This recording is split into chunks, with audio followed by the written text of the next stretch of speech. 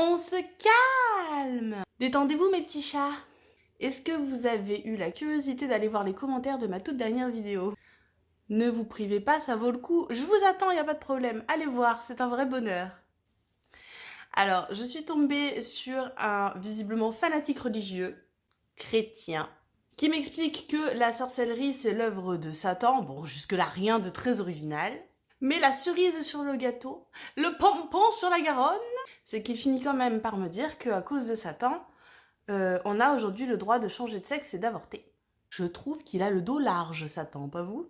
Alors en vrai, je ne sais pas si Satan est à la base de tous ces progrès qui sont donc l'acceptation de soi, le changement de sexe, pour ceux qui ont envie de changer de sexe, qui se sentent d'une autre appartenance, et le droit d'avorter. Mais si ça vient de lui, je trouve qu'il faut un petit peu revoir notre jugement sur le gars du coup.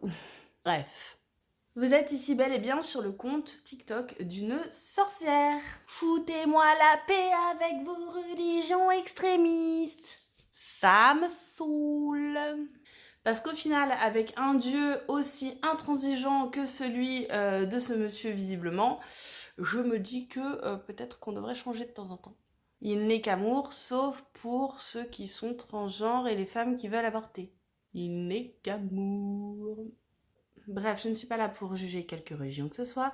Je veux juste qu'on me foute la paix. Surtout qu'en plus, à la base, moi j'ai été élevée dans une famille catholique, j'ai fait toutes mes communions, j'ai fait mon catéchisme et tout bazar. Et qu'on n'avait pas tellement abordé le sujet du changement de sexe et de l'avortement.